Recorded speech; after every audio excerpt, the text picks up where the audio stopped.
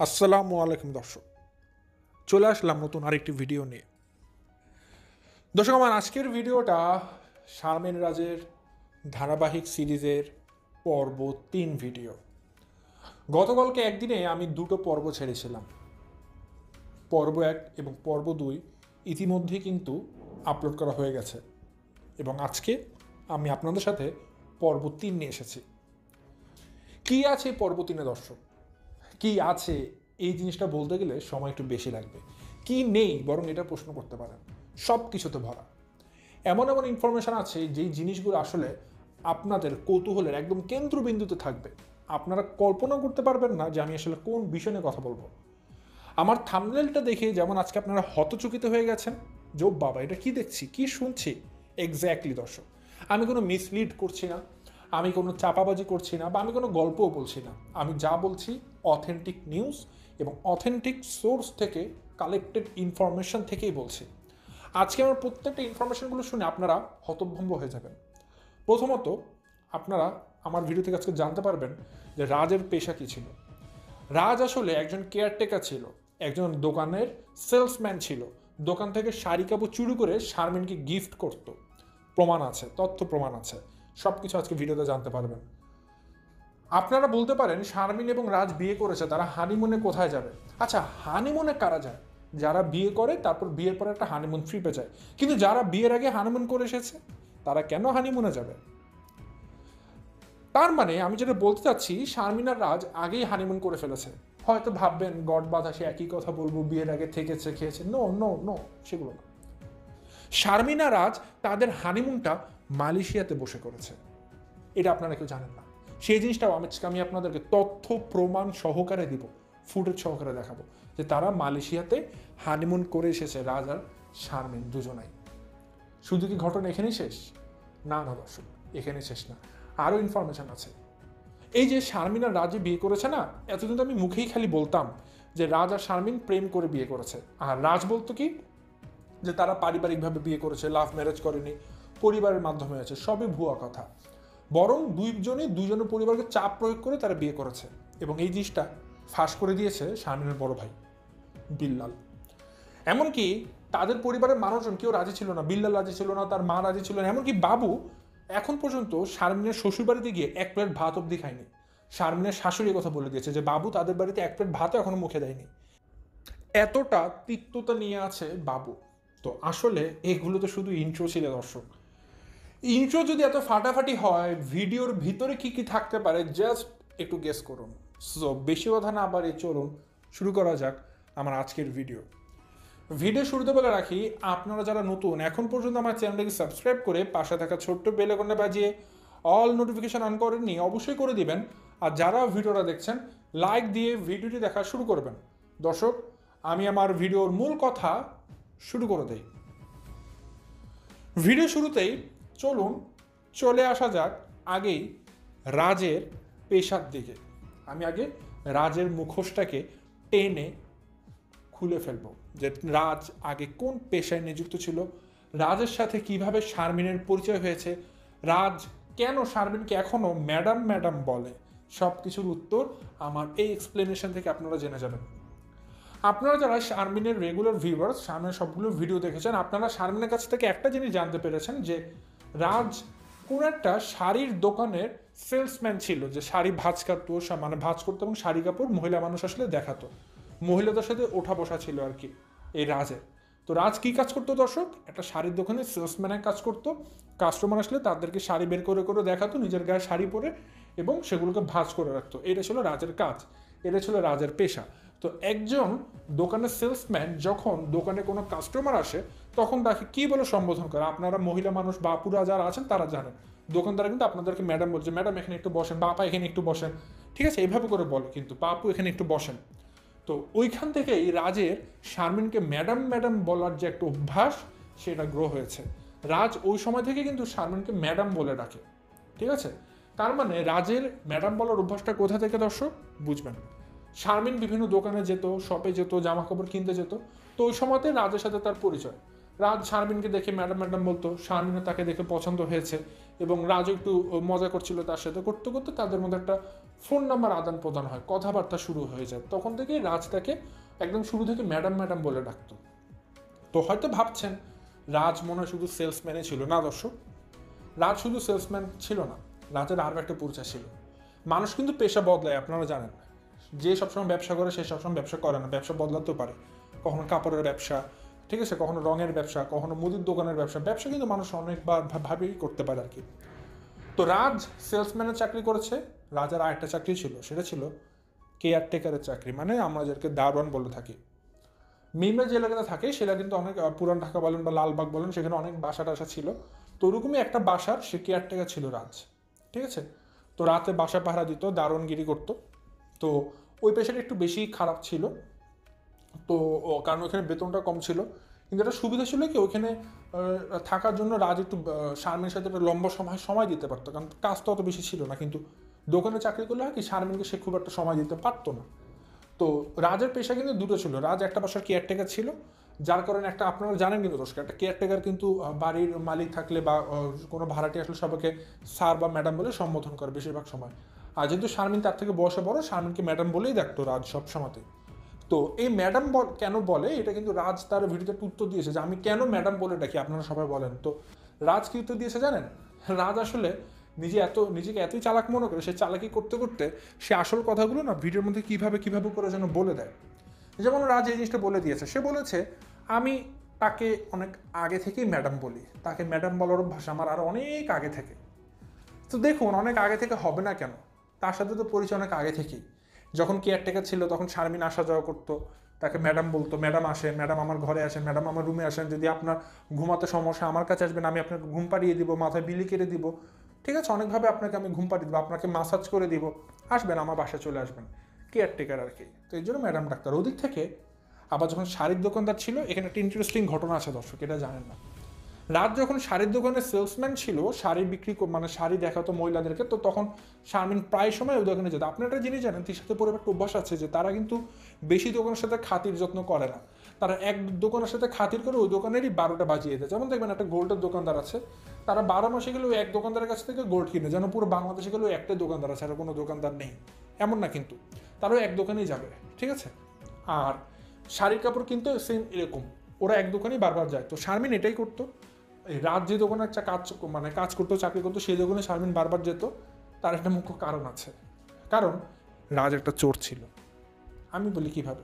শারমিন বিভিন্ন সময় দোকানে যেত, যাওয়ার পর তার শাড়ির কাপড় পছন্দ হতো, দাম বেশি থাকতো, হয়তো কিনতে পারতো না, এবং সেটাকে সে মার্কা করে দিয়ে যেত শারমিন, ঠিক আছে। সে রাজকে জানিয়ে যেত, এবং রাজ যেহেতু ওই দোকানে চাকরি করতো, মালিক হোক মহাজন হোক, ওদের চোখ ফাঁকি দিয়ে কোনো না কোনো সময় যে শাড়িটাকে নিয়ে এসে চলে আসতো এবং শারমিনকে গিফট করতো। তো এইভাবে করতে করতে শাড়ি কাপড় চুরি করে দিতে দিতে একটা সময় কিন্তু রাজ ধরা খেয়ে যায় তার মালিকের কাছে। যখন ধরা খেয়ে যায়, বুঝতে পারছেন রেহাই তো আর নেই, মারতে তো চলবেই, অবশ্যই মানে একটা পিটুনি খাবে। সো ওই অবস্থায় রাজার হয়েছে এবং তাকে চাকরিচ্যুত করা হয়েছে। এরপর থেকে তাকে দোকান থেকে বের করে দেওয়া হয়, ঘাটটাকে ধাক্কা দিয়ে, ঠিক আছে, ব্যাক সাইডে কিক করে তাকে বের করে দেওয়া হয় দোকান থেকে, যে তোরা চাকরি করা লাগবে না, বের হয়ে যা। তো এরপর থেকে রাজ বেকার, রাজ এখনো চাকরি বাকরি করে না, ঠিক আছে। আগে যদি একটা সেলসম্যানের চাকরি করতো, 5-10 হাজার বেতন পেত, সেটাও চুরি করার দায় ধরা খেয়ে বের হয়ে গেছে দোকান থেকে, এবং পরবর্তীতে রাজ বেকার হয়ে পড়ে। তো যখন বেকার হয়ে পড়ে, তখন শারমিন তাকে একটা ইউটিউব চ্যানেল খুলে দেয়, তাকে বলে যে তুমি ইউটিউবে ভিডিও দাও, এখান থেকে টাকা কামাই করো। তারপর থেকে রাজ ইউটিউবার। তার মানে রাজের পূর্বে ইউটিউবে আসার আগে রাজের পেশা কি ছিল, সে একটা দোকানে সেলসম্যান ছিল, যেখানে সে চোর ছিল, সে শারমিনের জন্য শাড়ি কাপড় চুরি করে নিয়ে আসতো, ধরা খেয়েছে, চাকরিচ্যুত হয়েছে। তারও আগে সে কী করতো, সে একটা বাসার দারোয়ান ছিল, একটা কেয়ারটেকার ছিল। দর্শক, আমি কারোর পেশাকে ছোট করছি না, আমি জাস্ট সে যেটা করতো সেটা বলছি। রাজের পরিচয়, সে আগে দারোয়ান ছিল, পরে একটা দোকানের সেলসম্যান হয়েছে, এখন সে একটা ইউটিউবার হয়েছে। আর এখন তার পরিচয়, সে একটা ভেড়া। ভেড়া মানে কি? শারমিনের জামাই। আর আমরা জানি তিশা পরিবারের প্রত্যেকটা জামাই হচ্ছে এক একটা ভেড়া বা দুম্বা। যেমন সাকিব তো দুম্বা, আর বাবু তো আছে একটা ভেড়া, বাপ্পি আছে ভেড়া, নতুন একটা ভেড়া নামজানি হয়েছে এখন রাজ। তো আপনারা যারা কিছু কোয়েশ্চেন করতেন যে রাজ কেন ম্যাডাম বলে ডাকে, আশা করি হোপসো যেটা উত্তর পেয়েছেন। কেন ম্যাডাম বলতো, আগে থেকে ম্যাডাম বলতে বলতে অভ্যাস হয়ে গেছে, এর জন্য ম্যাডামই বলে। এবং রাজের আগে পেশা কী ছিল সেটাও হয়তো আপনারা এখন বর্তমানে জেনে গেছেন, যে আগে সেলসম্যান ছিল আর চোর ছিল একটা, ঠিক আছে, যাই হোক, আর কেয়ারটেকার ছিল। সো এই পরিচয়টা আপনারা হয়তো, আমি জানি আপনারা কেউ জানতেন না, সো এই জিনিসটা জানিয়ে দিলাম। এবং আপনারা শারমিনের ভিডিওগুলো দেখতে পারবেন যে শারমিন নিজের মুখেই বলেছে যে রাজ আগে একটা দোকানে সেলসম্যান ছিল, যেখানে সে শাড়ি কাপড় ভাঁজ করার কাজে নিয়োজিত ছিল। শারমিন নিজের মুখে বলেছে। সো এরপর আর কোনো কথা থাকে না। সো এই কথা অবিশ্বাস করার মতো আমি মনে করি না যে কোনো কারণ আছে। সো একটা বিষয় গেল, আমি আমার ভিডিওতে আজকে বলেছিলাম দর্শক 3টে ইস্যু নিয়ে কথা বলবো। সেকেন্ড ইস্যুতে চলে আসি, খুবই দুর্দান্ত একটা ইস্যু, এবং সেটা বলেছিলাম যে হানিমুনের বিষয়। এটা শুনতে আমি জানি সবাই অনেক বেশি মজা পাবেন, কারণ ঘটনাটা তো জটিল, পাশাপাশি এত মজার আর ইন্টারেস্টিং। আমি জানি প্রত্যেকটা দর্শক এটা শুনতে অনেক বেশি এনজয় করবেন। আসলে দর্শক, ঘটনাটা হচ্ছে, আমি আপনাদেরকে আগে বলেছিলাম একটা ভিডিও দিয়ে, যখন আসলে আচ্ছা একটা কথা আছে না যে চোরের মার বড় গলা, এই প্রবাদ বাক্যটা কিন্তু আমরা নিজেরা ক্রিয়েট করিনি। আমরা যারা আছি আমরা কিন্তু বানাইনি। এই প্রবাদ বাক্যটা কিন্তু আমাদের বাপ দাদা খালাদের আমল থেকে চলে আসছে, চোরের মার বড় গলা। এর মানে কি? আবার আরেকটা কথা বলি, ঠাকুর ঘরে কেড়ে আমি কলা খাই না। এই যে প্রবাদ বাক্যগুলো বা এই যে এই প্রবাদ প্রবচনগুলো, এগুলো কিন্তু আমাদের তৈরি করা না, এবং এগুলো যুগ যুগান্তর ধরে চলে আসছে প্রচলিত। এগুলো কেন তৈরি হয়েছে? কারণ ঘটনার বাস্তবতা দিয়ে মানুষের যে সহজাত প্রবৃত্তিগুলো আছে, এগুলোকে এক্সপ্রেস করার জন্য প্রবাদ প্রবচনগুলোর সৃষ্টি হয়েছে। রূপকথার গল্প থেকে বলুন, সৃষ্টির কালচার থেকে শুরু করে যেভাবে করে হোক না কেন তৈরি হয়েছে। এবং আসলে কিন্তু তাই। আমি যখন আপনাদের সাথে একটা ভিডিও শেয়ার করেছিলাম, মনে আছে যে রাজ যে বাসাটা ভাড়া করেছে, সেখানে শারমিনকে নিয়ে সে বিয়ের আগে থেকে লিভ টুগেদার করতো, একসাথে রাত্রি যাপন করেছে, বিয়ের আগে থেকে তারা সেখানে ছিল। তো ওই কথাটা না রাজের অনেক গায়ে লেগেছিল, শুয়ের মতো বিঁধেছিল, এবং তখন রাজ সেটা নিয়ে মুখ খুলতে এসেছে যে আচ্ছা তার আমি ধুয়ে দিয়েছি। ভাই আপনি ধুবেন কি? আপনি তো আগে ধুয়ে ভেসে গেছেন, আপনি কাকে কিভাবে ধুতে আসছেন আপনি বলুন তো? ওই যে বলে না চোরের মার বড় গলা। একে তো চুরি করেছেন, আবার পুকুর চুরি করার জন্য প্রস্তুতি নিচ্ছেন। একে তো বলছেন আপনি কলা খাচ্ছেন না, কিন্তু আপনি থেকে ঠাকুর ঘরে বসে আছেন, সবাই জানে আপনি খেয়েছেন। এত মিথ্যা কথা বলে লাভ কি? এমনি তো ইজ্জত নেই। একটা দোকানে সেলসম্যান হয়ে কাজ করেছেন, তাও অসম্মান করছি না, সম্মানই দিচ্ছি, কারণ হালাল পেশা খেয়েছেন। কিন্তু দিন শেষে চুরিটা কেন করেছিলেন? চুরি করে আবার পিটুনি কেন খেয়েছিলেন? চুরিটা না করলেও তো পারতেন, চাকরিটা থাকতো। যাই হোক, সেদিকে না যাই। তো রাজ যেটা করেছে দর্শক, রাজ এবং শারমিন বিয়ের আগেই হানিমুন করেছিল, এবং সেটার তথ্য প্রমাণ আমার কাছে আছে, সেটা আমি ভিডিও ফুটেজ সহকারে প্রমাণ আমি আপনাদেরকে দিয়ে দিব। রাজ আর শারমিন যেটা করেছিল দর্শক, তারা অনেক আগে থেকে তাদের মতো সম্পর্ক ছিল। সেই সম্পর্কটা যদি আমি এখন বলতে যাই, আমাকে ভিডিও তৃতীয় অংশটা আগে বলতে হবে। তৃতীয় অংশটা না বলে যদি আমি এখন এইভাবে শুরু করি না, আপনারা কনফিউজ হয়ে যাবেন। তো এই যে পোর্শনটুকু যে হানিমুন করেছে, এটা তথ্য প্রমাণ সহকারে কোথায় কিভাবে কখন হানিমুন করেছে সেটা আমি একটু পর বলছি। বাট এর আগে বিল্লালের ঘটনাটা বলে আসি, যে তারা বিয়েতে কে কতটুকু রাজি ছিল, বা তাদের এটা প্রেমের বিয়ে ছিল নাকি এটা তাদের অ্যারেঞ্জ ম্যারেজ ছিল, এটা ক্লিয়ার করে দিই। এই গল্পটা বললে আপনারা হানিমুনের গল্পটা ইজিলি বুঝতে পারবেন। আচ্ছা, বিল্লাল একটা ভিডিও দিয়েছে দর্শক, শারমিনের বড় ভাই। আপনারা সবাই জানেন রাজ তার চ্যানেলের মাধ্যমে একটা জিনিস অনেক ভালোভাবে প্রমোট করেছে, যে তাদের বিয়েটা পারিবারিকভাবে হয়েছে। অবশ্যই পারিবারিকভাবে হয়েছে, কিন্তু একটা জিনিস মিস ইনফরমেশন দিয়েছে। সে বলেছে তারা ভালোবেসে বিয়ে করেনি, একজন একজনকে পছন্দ করে বিয়ে করেনি, বরং তাদের দুই পরিবার দুজনকে পছন্দ করে তাদের মধ্যে বিয়ের বন্ধনটাকে ঠিক করেছে। এটা নাকি একটা অ্যারেঞ্জ ম্যারেজ, এটা নাকি লাভ ম্যারেজ না, এটা তাদের ধারাবর্ষ ছিল। বাট ঘটনা কতটুকু সত্য এটা আমরা সবাই জানি। বাট তারা যেহেতু এটা মিথ্যা কথা বলছে, তো তাদেরকে কিন্তু এখন আঙ্গুল তুলে দেখিয়ে দিতে হবে যে তারা মিথ্যা কথা বলেছে। এবং সেই মিথ্যাটাকে প্রকাশ করে দিয়েছে শারমিনের বড় ভাই বিল্লাল। বিল্লাল কিন্তু স্পষ্ট ভাষায় বলে দিয়েছে তার বোন শারমিন রাজকে ভালোবেসে, পরিবারকে চাপ প্রয়োগ করে, জোর করে ওই পরিবারে বিয়ে করেছে। শুধু তাই নয়, শারমিনের পরিবারের সিঙ্গেল কোনো মেম্বার এই বিয়েতে রাজি ছিল না। শারমিনের দুই ভাই, বিল্লাল, বাবু, শারমিনের মা, তিনজনের কোনো মানুষ চায়নি যে শারমিন রাজকে বিয়ে করুক। তাহলে শারমিন কেন বিয়ে করেছে? শারমিন নিজে জোরপূর্বক বিয়ে করেছে। শারমিন তার পরিবারকে সবাইকে বলেছে যে আমার কি কোনো চাওয়া থাকতে পারে না, আমার কি কোনো ইচ্ছা থাকতে পারে না, আমার কি কাউকে ভালো লাগতে পারে না, আমি কি বিয়ে করতে পারবো না, এরকম অনেকগুলো জেরা করেছে। তখন বিল্লাল তার মার কাছে গিয়েছে, তার মাকে বলেছে, মা আমরা যে বাধা দিচ্ছি, আমরা যে জোর করছি, আমরা যে সবাই বলছি যে শারমিনকে এখানে বিয়ে দিব না, একটাবার ভাবো, আমরা আমাদের পছন্দ মতো ছেলের সাথে যদি শারমিনকে বিয়ে দেই, আর সেখানে যদি কোনো ঝামেলা হয়, সব দায়ভার তো আমাদের আসবে, আমাদেরকে আঙ্গুল আসবে যে আমরা খারাপ জায়গায় বিয়ে দিয়েছি। আমাদের দোষ হবে। অলরেডি দেখো আমাদের বোনের কিন্তু একটা বিয়ে ভেঙেছে, আমরা আমাদের বোনকে নিয়ে এসেছি। তখনই নাকি তার বাবা, যে শারমিনের বাবা মারা গিয়েছে, তার বাবা নাকি বিল্লালদেরকে বলে গিয়েছে যেন তার মেয়েকে ভালো জায়গায় বিয়ে দেওয়া হয়। তো দায়িত্বটা বিল্লালের কাছে অবশ্যই পড়ে। তো বিল্লাল অবশ্যই চেয়েছে তার বোনকে যেন একটা ভালো জায়গায় বিয়ে দিতে পারে। তো তারা ভালোটাই চেয়েছিল, বাবু ভালো চেয়েছিল, বাবুর মাও ভালো চেয়ে, বিল্লাল ভালো চেয়েছে যে শারমিনকে যেন ভালো জায়গায় তারা বিয়ে দিতে পারে। তো তারা যখন রাজের অবস্থা দেখেছে, রাজের সমস্ত কিছু জেনেছে, তারা বুঝেছে রাজ ভালো হবে না, এজন্য তারা এখানে বিয়ে দিতে চায়নি। এবং রাজদের অবস্থা খুবই খারাপ ছিল, কিন্তু শারমিন তাকে ভালোবাসে, শারমিন তাকে বিয়ে করবে, পাগল হয়ে গেছে। কারণ শারমিনের জন্য সে শাড়ি কাপড় চুরি করে এনেছে, চুরি করে দিয়েছে, ঠিক আছে, তারপরে দারুণগিরি করেছে। তো আবার সব থেকে বড় বিষয় কি দর্শক, তারা একসাথে থেকেছে, একসাথে তারা রাত্রি যাপন করেছে। বিল্লাল বাবু এটা জানতে পেরেছে যে না, তাদের বোন এই রাজের সাথে থেকেছে, শুয়েছে, তো তখন যদি তারা এই বিয়েটা ভেঙে দেয়, তো তারা জানে যে এটা তো আসলে অনেক বড় কবিরা গুনাহ হয়ে যাবে। যে এমনিতেও তারা নোংরামি করেছে, হারাম সম্পর্কে জড়িয়েছে, উপর দিয়ে যদি এখন বিয়েটাও না হয়, কীভাবে কী হবে। তো বিল্লাল বড় ভাই হিসেবে সে তার মায়ের সাথে মানে কথায় বসেছে, আলোচনা সমালোচনা বসেছে, বাবুকে নিয়ে বসেছে, এবং বিল্লাল বলেছে তার মাকে যে শোনো মা, যেহেতু আমার বোন একটা জায়গায় একটা সম্পর্কে জড়িয়েছে, আমার বোন একটা জায়গায় বিয়ে করতে চাচ্ছে, জোরাজোরি করছে, এবং সেইভাবে বলেছে যে তার কি কোনো ইচ্ছা চাওয়া পাওয়া থাকতে পারে না। তো সেই ক্ষেত্রে আমরা যদি জোরপূর্বক এই বিয়েটা ভেঙে অন্য কোথাও বিয়ে দিই, সে কতটুকু ভালো থাকবে সেটা আমরা জানি না, কিন্তু ঝামেলা হতেই পারে। যদি কোনো ঝামেলা হয় সেই সংসারে, আমাদের উপর দায় আসবে যে আমরা ভুল জায়গায় বিয়ে দিয়েছি, আমাদের উপর দায়ভার আসবে, এবং আমাদেরকে তার ঘানি টানতে হবে। এর চাইতে ভালো শারমিন যদি নিজের পছন্দ একটা জায়গায় পছন্দ করেই ফেলেছে, এত দূর এগিয়ে গিয়েছে, তো এখানে রাজি হয়ে যাওয়াই ভালো। আমাদের ভালো না লাগলে মানে না লাগলে না লাগুক, সে ভালো থাকুক, যাতে ভবিষ্যতে কোনো ঝামেলা হলে আমাদের কোনো দায়ভার না আসে। আমাদেরকে যেন শারমিন বলতে না পারে তোমরা আমাকে খারাপ জায়গায় বিয়ে দিয়েছো, নিজেটা নিজে বুঝে নেবে। তো বিল্লাল তারা মাকে বুঝিয়েছে এটা। তারপর বিল্লাল সবাইকে বলার পরে সবাই রাজি হয়েছে, কিন্তু বাবু এখন পর্যন্ত রাজি না। বাবু বলে দিয়েছে আমি এই বিয়েতে যাবোই না। তো বাবু কিন্তু এই বিয়েতে কোনো কিছু করেনি, বাবু কোনো আগ্রহে এই বিয়ে নিয়েছিল না। আপনারা দেখবেন অনেকে দেখেছেন বাবু কিছু করেনি, নিষ্ক্রিয় ছিল, বিল্লাল করেছে। আসলে কি বিল্লাল যে এটা মন থেকে করেছে, দায়িত্ব নিয়ে করেছে এমনটা না। বিল্লাল না করলে আর কে করতো? বাবু এক কথা বলেছে আমি বিয়েতে রাজি না, আমি কিছু করবোই না। বাবু একরকম বলতে পারেন মনের বিরুদ্ধে জোরপূর্বক গিয়েছে। আর বিল্লালের বিষয় যেটা, বিল্লাল এখন ওই পরিবারের বড় ভাই। বিল্লালের বাবা যখন মারা যায়, দায়িত্ব মানে ঘরের সমস্ত দায়িত্ব কিন্তু বিল্লালের মাথার উপর এসেছে। হোক সে অসুস্থ, বাট সে বড় ভাই হিসেবে দায়িত্বটা তার মাথায় সবচেয়ে বেশি। তো বড় হিসেবে সে কিন্তু সবাইকে চাইলে ফেলে দিতে পারে না, রাগ ধরে রাখতে পারে না। এখন তার বোনের বিয়ে হচ্ছে, রাগ রাগের জায়গায়, কিন্তু তার দায়িত্বটা সবার আগে। এই জন্য সে তার দায়িত্বটা পালন করেছে।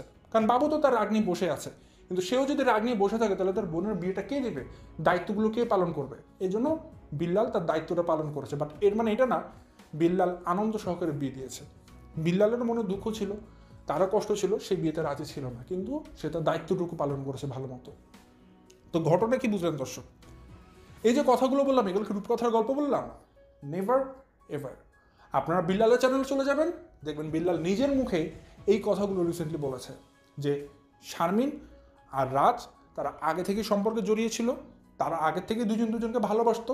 যখন তারা বাসায় বাড়িতে তাদের বিয়ের কথা বলে যে তারা বিয়ে করতে চায় একসাথে, তখন আমরা বাধা দিই। আমাদের কাছে রাজের পরিবার ভালো ছিল না, আমরা রাজকে পছন্দ করতাম না, রাজের পরিবারকে ভালো লাগেনি, আমরা না করে দিয়েছিলাম, নিষেধ করে দিয়েছিলাম। কিন্তু তারপরও শারমিন জোরাজোরি করেছে, একরকম জোর করে আমাদেরকে রাজি করিয়েছে, তখন আমরা বিয়েতে রাজি হয়েছি। আমরা এই বিয়েতে রাজি ছিলাম না, সিঙ্গেল করে রাজি ছিলাম না। তো শারমিন নিজ দায়িত্বে কিন্তু এখানে বিয়ে করেছে। শুধু তাই না, শারমিনের যে শাশুড়ি, সে কিন্তু একটা কথা বলেছে। এই যে মাঝখানে যে সবাই মিলে বিয়ের সময় দাওয়াত খেতে গেল না শারমিনের শ্বশুরবাড়িতে, তখন বাবু কিন্তু ওই বাড়িতে এক প্লেট ভাত খায়নি। এটা কিন্তু শারমিনের শাশুড়ি খেয়াল করেছে, এবং সেটা বলেছ যে বাবু তো এক প্লেট ভাত আমাদের বাসায় খেলো না।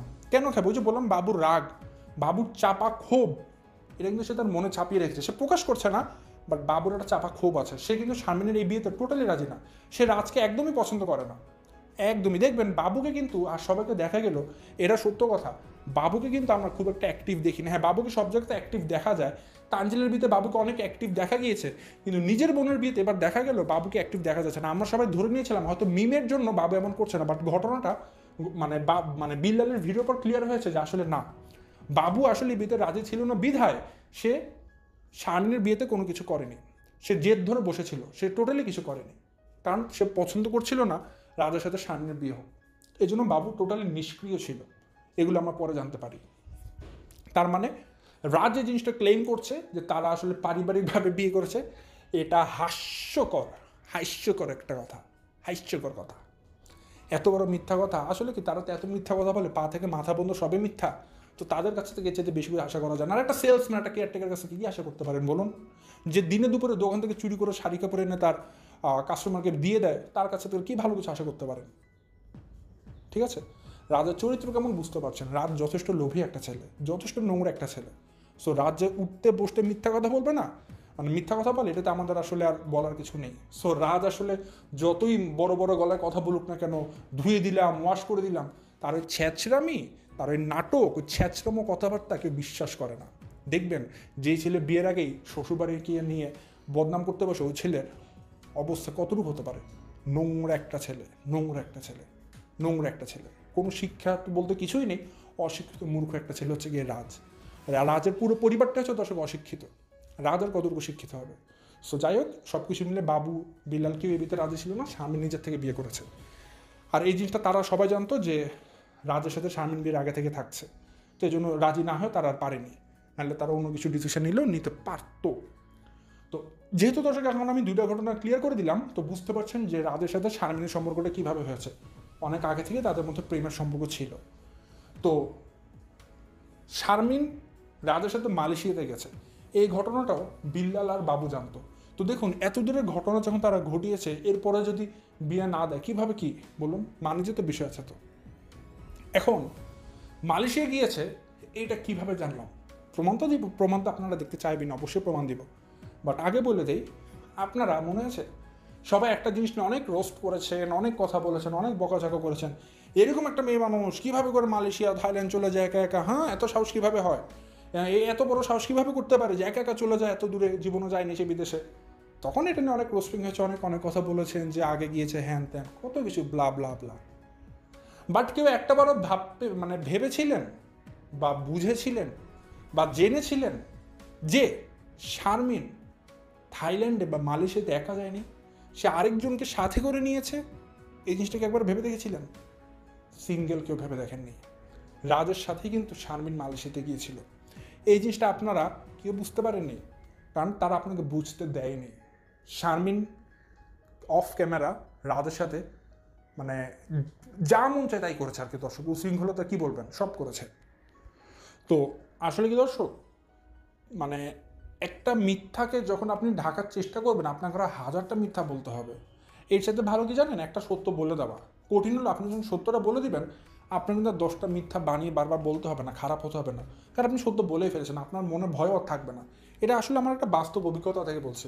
আপনি যখন একটা জিনিস, এমন কোনো কাজ আপনি কেন করবেন যে কাজটা আপনি বুঝতে পারছেন যে আপনি করতে গেলে আপনাকে আরও 10টা মিথ্যার আশ্রয় নিতে হতে পারে, আপনি আপনার সামনের মানুষগুলোকে বলতে পারবেন না, লুকিয়ে করতে হবে, দরকার কি সেই কাজটা করে? এর থেকে ভালো না যে আমরা এই জিনিসটাকে নেগলেক্ট করি, ইগনোর করি বা না করি, তাহলে কিন্তু আমাদেরকে সেই জিনিসটা করার পর লুকোচুরি করা লাগে না বা মিথ্যার আশ্রয় নেওয়া লাগে না। এই জন্য আমাদের সবসময় উচিত সত্যর সাথে থাকা, এমন কোনো কাজ করবোই না যাতে আমাদের মিথ্যার আশ্রয় নেওয়া লাগে। তাহলে আমরা কিন্তু সবসময় একটা ভালো জায়গায় থাকতে পারবো, হালাল জায়গায় থাকতে পারবো, হালাল কাজ করতে পারবো।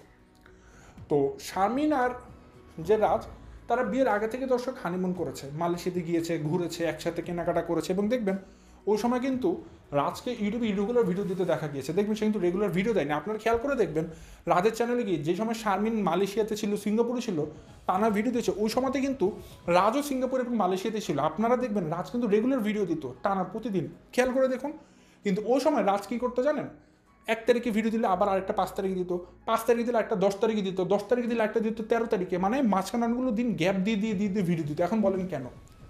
কারণ সে তো মালয়েশিয়াতে গিয়েছে, সিঙ্গাপুরে গিয়েছে, এখন সে তো ওখানে গিয়ে অবশ্যই আপনাদেরকে জানাতে পারছে না আমি বিদেশে এসেছি, তাকে লুকোচুরি করতে হচ্ছে, গোপন রাখতে হচ্ছে। এই জন্য সে যেটা করেছে, সে ঢাকাতে বসে কয়েকটা ভিডিও বানিয়ে রেখে গেছিলো, একসাথে অনেকগুলো ভিডিও সে আগে থেকে বানিয়ে রেখে গেছে। এখন ওই সিঙ্গাপুরে গিয়ে, মালয়েশিয়াতে গিয়ে সে তখন 3-4 দিন গ্যাপে গ্যাপে একটা একটা করে ভিডিও ছাড়ছে। ধরুন তারা 10 দিন ঘুরেছে, কথার কথা 10 দিনের জন্য সে ধরুন 3টা ভিডিও বানিয়েছে, 3 দিন গ্যাপে গ্যাপে সে 3টা ভিডিও ছেড়েছে, ব্যাস 3 থেকে 9 দিন, 10 দিনের মতো সে বাংলাদেশে চলে এসে ভিডিও দেওয়া শুরু করছে। কেউ কিন্তু ধরতেও পারেনি, এত বড় দূরে চালাকি করেছে।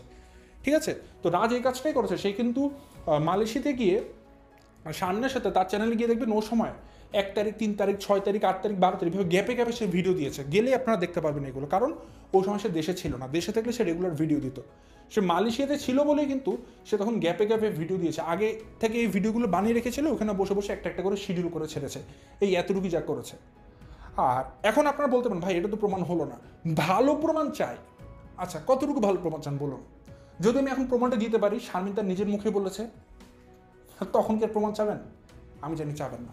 সো সেটা আমি বলে দিচ্ছি, শারমিন নিজের মুখে বলেছে মালয়েশিয়াতে যাওয়ার কথা। আপনারা কষ্ট করে মাল্টিব্লগ শারমিন লিখে সার্চ দিবেন ইউটিউবে, শারমিনের ইউটিউব চ্যানেলে চলে যাবেন, মাল্টিব্লগের চ্যানেলে যাওয়ার পরে তার একটা ভিডিও আছে, টাইটেলটা অনেকটা এরকম, আমি টাইটেল যেটা বলছি সেটা ভালো করে শুনুন। বিয়ের পর প্রথম দিন শ্বশুর শাশুড়িকে কি রান্না করে খাওয়ালাম, ঠিক অ্যাজ লাইক এরকম না, এই টাইপের একটা টাইটেল, যে মোরাল হচ্ছে এটা যে শ্বশুর শাশুড়িকে বিয়ের পরে সে কি রান্না করে খাওয়ালো আর কি, এই টাইপের একটা টাইটেল দিয়েছে। তো এই ভিডিও 11 মিনিট থেকে আপনারা দেখা শুরু করবেন, 11 মিনিট থেকে 12 মিনিট পর্যন্ত দেখবেন, 1 মিনিট দেখবেন।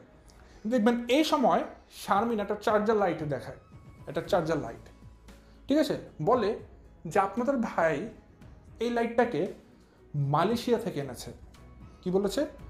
মালয়েশিয়া থেকে এনেছে, ঠিক আছে। এবং রাজ যেটা সে নিজে বলেছে আর কি, রাজ বলছিল আর কি ক্যামেরাতে যে এটা আমি মালয়েশিয়া থেকে এনেছি। তো ঘটনা বুঝবেন দর্শক, রাজ সে মালয়েশিয়াতে কবে গেল? একটা দোকানের সেলসম্যান, একটা কেয়ারটেকার, সে মালয়েশিয়াতে কবে গেল? আর রাজ মালয়েশিয়াতে গিয়েছে, সে ভিডিও করবে না, সে আপনাদেরকে জানাবে না? এত বাবারে বাবা, এটা তো অসম্ভব বিষয়।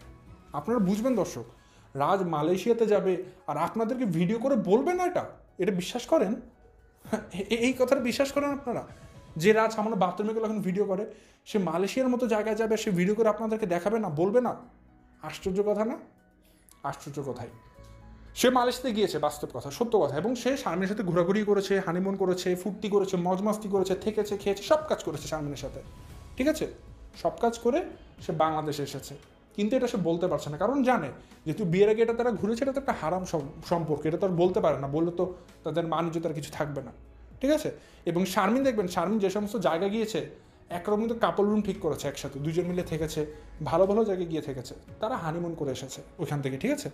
এবং বাংলাদেশে এসেছে, বাংলাদেশে আসার পর আপনারা তো দেখেছেন যে যেমন করে ভিডিও দিচ্ছে। তো আমি কি বললাম, শারমিনের চ্যানেলে যাবেন, যাওয়ার পরে টাইটেলটা আমি আপনাদেরকে এক্স্যাক্টলি বলে দিচ্ছি, টাইটেলটা লাইন ঠিক হুবহু আমি যা বলবো তাই। আমার হাতের রান্না খেয়ে আমার শ্বশুর শাশুড়ি আমাকে কি বললো, ঠিক টাইটেলটা এরকম। এই ভিডিও 11 মিনিট প্রায় 10 কি 13 সেকেন্ড থেকে দেখা শুরু করবেন, দেখবেন একটা চৌকা রঙের একটা চার্জার লাইট দেখাবে, সেই চার্জার লাইটটাকে দেখে কি বলেছে দেখবেন, বলবো যে এটা মালয়েশিয়া থেকে আনা হয়েছে। রাজ মালয়েশিয়া কবে গিয়েছে জাস্ট নিজেরা ভাবুন, এটা কিন্তু মুখ ফসকে তারা বলে দিয়েছে আর কি, কিছুই না। তো বুঝতেই পারছেন, রাজ যেহেতু মালয়েশিয়া দিয়ে গেছে, তার মানে সে অবশ্যই একা যায়নি, সে কাউকে নিয়ে গিয়েছে। এবং শারমিনও কিন্তু মালয়েশিয়াতে গিয়েছিল, এবং দেখবেন শারমিন কিন্তু মালয়েশিয়া যাওয়ার কথাটা স্কিপ করেছিল। আপনারা একটা জিনিস খেয়াল করেছেন, শারমিন থাইল্যান্ডের কথা বলেছিল, কিন্তু সে যে মালয়েশিয়াতে গিয়েছে সেটাকে সে স্কিপ করেছে, কারণ মালয়েশিয়াটাতেই তারা সুন্দর মতো হানিমুন করেছে ঘোরার জন্য। থাইল্যান্ডে তারা গিয়েছিল মেলে চিকিৎসা, বলতে পারেন যে থাইল্যান্ড বলছি দর্শক, আমি একটা কথা ভুল বলছি, আই অ্যাপোলোজাইজ। থাইল্যান্ড না, সেটা হবে সিঙ্গাপুর দর্শক, sorry, I am so sorry, এটা সিঙ্গাপুর হবে, মালয়েশিয়া তো সিঙ্গাপুর, ঠিক আছে। তো আমি বারবার থাইল্যান্ড বলছিলাম, এটা দর্শক আমি আন্তরিকভাবে দুঃখিত, আমি মানে বাই স্লিপ অফ টাং, আমি এটা বাই মিস্টেক আমি ভুল করে বলে ফেলেছি আর কি। সিঙ্গাপুর হবে দর্শক, আমি আমার কারেকশন করে নিলাম, আই অ্যাপোলোজাইজ, এটা সিঙ্গাপুর হবে। তো সিঙ্গাপুরে শারমিন কিন্তু চিকিৎসার জন্য গিয়েছিল, আপনারা জানেন তাদের থ্যালাসেমিয়া আছে। তো থ্যালাসেমিয়া চিকিৎসার জন্য তারা যদি বিয়ে করছে, এটা কোনো উন্নত চিকিৎসা আছে কিনা, ভবিষ্যতে বাচ্চা কাচ্চা হলে কোনো সমস্যা হবে কিনা, এগুলোর জন্য কোনো প্রিভেন্টিভ মেজারমেন্ট আছে কিনা, এই সমস্ত কিছু জানার জন্য তারা সিঙ্গাপুরে গিয়েছিল দুজন মিলে একসাথে ট্রিটমেন্ট নেওয়ার জন্য, বিয়ের আগেই শারমিন আর রাজ মিলে সিঙ্গাপুরে ট্রিটমেন্ট করেছে। সিঙ্গাপুরে ট্রিটমেন্ট করার পরে তারা মালয়েশিয়াতে চলে এসেছে হানিমুন করার জন্য। এবং যখন তারা মালয়েশিয়াতে এসেছে, এবং মালয়েশিয়াতে তারা যদি নোংরা কাজে লিপ্ত হয়েছে, হানিমুন করেছে বিয়ের আগেই, এই জন্য শারমিন কিন্তু দেখবেন তার ভিডিওতে মালয়েশিয়ার কথা একটাবারও বলেনি, কোথাও উল্লেখ করেনি সে যে মালয়েশিয়াতে অবস্থান করছে। কিন্তু মাঝখান থেকে দেখবেন শারমিন কিন্তু জানিয়ে দিয়েছে তার হাজব্যান্ড মালয়েশিয়া থেকে একটা চার্জার লাইট কিনে এনেছে। ঘটনা কি বুঝতে পারলেন? বুঝিয়ে দিলাম তো সুন্দর মতো, যে চোরের চুরি কখনো আটকা থাকে না, প্রকাশ পাবেই। মিথ্যা আপনি যতই বলতে চান না কেন, সত্য তো প্রকাশ পাবেই, মুখ ফসকে হোক আর ইন্টেনশনালি হোক, প্রকাশ পাবে, এবং সেটা প্রকাশ পেয়েছে। তারা নিজেরা বলে দিয়েছে রাজ মালয়েশিয়াতে গিয়েছিল, এবং আমরা জানি শারমিনও মালয়েশিয়াতে গিয়েছিল, সেটা আমি কিন্তু সুন্দর করে প্রমাণ দিয়ে দিয়েছিলাম, আপনারা আমার ভিডিওগুলো দেখে আসতে পারেন সেই সময়। তার মানে এটাও প্রুফ হয়ে গেল বিয়ের আগেই রাজ আর শারমিন মালয়েশিয়াতে হানিমুন করে এসেছে। তার মানে এখন নতুন করে কি হানিমুন করবে, তাদের সবই করা শেষ। সব কিছুই করা শেষ। সো বুঝতে পারছেন দর্শক, আমার ভিডিওর আজকের ইনফরমেশনগুলো কতটা কোরিলেটিং, কতটা কোনটার সাথে কোনটা কীভাবে করে জোড়া লেগেছে, আপনারা কিন্তু দেখবেন পাজলের মতো করে সব মিলে গেছে, এবং কোনোটাকে আপনারা কিন্তু আঙুল তুলতে পারবেন না, কারণ প্রত্যেকটা ইনফরমেশন কিন্তু অথেন্টিক ইনফরমেশন। এবং রাজ ওই বলে না খালি কলসি বাজে বেশি, এখন একটা কলসি নিয়ে টপডুম টাকডুম টাকডুম করে বাজাবে, টাক টাক করে শব্দ হবে, কিন্তু কোনো লাভ নেই। ওই খালি কলসি খালি বাজবে বেশি, কিন্তু কোনো কিছু মিথ্যা প্রমাণ করতে পারবে না সে। আরেকটা লজিক দিয়ে দিই দর্শক, এটা আসলে আমার নিজের পয়েন্ট অফ ভিউ, আমার দৃষ্টিকোণ থেকে বলছি, এটা আসলে একটা লজিক্যাল সেন্স অফ মাইন্ড থেকে বলা যায়। এই যে দেখুন, শারমিন যে বিয়ে করে গেছে রাজের বাড়িতে, একটা মেয়ে যখন নতুন সংসার করে তাকে তো সব কিছু নতুন করে গোছাতে হয়, তাই না? তার কিন্তু নতুন কিছু গুছিয়ে কোথায় কী রেখেছে তা কিন্তু ভুলে যায়, আবার বারবার নতুন করে দেখতে হয়। কিন্তু দেখুন শারমিন কতটা ইউজড টু, সে যে রান্নাঘরে ঢুকেছে তার একটাবারও ভাবতে হচ্ছে না কোথায় কী আছে, সে একবারে ধুপ করে হাত দিচ্ছে পেয়ে যাচ্ছে, ওইদিকে হাত দিচ্ছে পেয়ে যাচ্ছে, মানে এতটা অর্গানাইজড। শারমিন আগে থেকেই সব জানে কোথায় কী আছে। বলুন তো কেন? ওই যে আমি আগে বলেছিলাম, কিন্তু এই ফ্ল্যাটে শারমিন আগে থেকেই ছিল রাজের সাথে, লিভ টুগেদার করতো, মনে আছে? প্রমাণগুলো দেখুন, আগে থেকে ছিল বলে কিন্তু শারমিন জানে কোথায় কি নিজের হাতে সে রেখেছে, কোথায় হলুদের গুঁড়া আছে, কোথায় মরিচের গুঁড়া আছে, কোথায় লবণ আছে, কোথায় চা পাতা আছে, কোথায় দুধ আছে, কোথায় চিনি আছে, সব কিছু শারমিনের মুখস্থ। হাত দিচ্ছে আর পেয়ে যাচ্ছে। না হলে একটা মেয়ে যখন নতুন একটা সংসারে যায়, নতুন একটা রান্নাঘরে যায়, তার কিন্তু প্রত্যেক জিনিস খুঁজে খুঁজে দেখতে আছে কোথায় কি রাখা আছে, তাকে শিখিয়ে দিতে হয়। বাট শারমিনকে সিঙ্গেল কিছু শেখাতে হয়নি, সে আগে থেকে জানে সব কিছু মুখস্থ। দর্শক, নাটক করলে না সব কিছু আসলে নাটক করা যায় না, মাঝে মধ্যে দুই একটা জিনিস ছুটে যায়। যেমন এই জিনিসটা সব কিছু তারা নাটক করে সাজালেও না, এই জিনিসটা না একটু কাঁচা অভিনয় হয়ে গেছে, তারা একটু এই জিনিসটাকে অর্গানাইজ করতে গুছিয়ে করতে ভুলে গেছে কোনোভাবে। এর জন্য শারমিন একটু বেশি চটর পটর করতে করতে না এটাকে প্রকাশ করে দিয়েছে, তার মিথ্যাচারটা চোখের সামনে চলে এসেছে। এই যে এখন আমি বলে দিয়েছি না, এখন দেখবেন একটু নাটক করবো, আচ্ছা ও গো লবণটা কোথায় রেখেছো গো, বলতে পারবে? একটু অভিনয় করলে করতে পারে, এখন একটু দেখবেন, আর কিছুই না। এবং আপনাদের মনে আছে রাত যে এই বাসায় একটা ফ্লোরিং বিছানা করেছিল, একটা ছেলে মানুষ এত বড় বিছানা নিয়ে ফ্লোরিং কেন থাকতে হবে ফ্ল্যাটের মধ্যে? তার বাবা মা আছে বাসা বাড়িতে, সে তো ওখানেই থাকতে পারে, তাকে কেন এই বাসাতে ফ্লোরিং বিছানা করতে হবে? কারণ শারমিনের সাথে সে ফ্লোরিং বিছানা করে তো থাকতো, এই জন্য। আশা করি দর্শক সব কিছুই কোরিলেট করতে পারছেন। যদি কোরিলেট করতে না পারেন আবার আমার ভিডিওটা শুনুন, প্রত্যেকটা লাইন দেখবেন পাজলের মতো মিলে যাচ্ছে। আমি এত সুন্দর করে আপনাদেরকে গুছিয়ে বলার চেষ্টা করেছি, তারপরেও যদি কোনো জায়গায় বুঝতে কষ্ট হয় আমাকে প্রশ্ন করতে পারেন ফ্র্যাঙ্কলি। সো দর্শক, আমার আজকের ভিডিও এই পর্যন্তই, আজ আর বেশি কথা বাড়াচ্ছি না, এখান থেকে বিদায় নিচ্ছি। এবং অবশ্যই শুরু করেছে কিন্তু ধারাবাহিক পর্ব, আজকে পর্ব 3 গেল, সামনে পর্ব 4 আসছে, চোখ রাখবেন তারকাদের গল্প চ্যানেলে। সো আজকে পর্যন্ত সবাই ভালো থাকবেন, সুস্থ থাকবেন, আসসালামু আলাইকুম।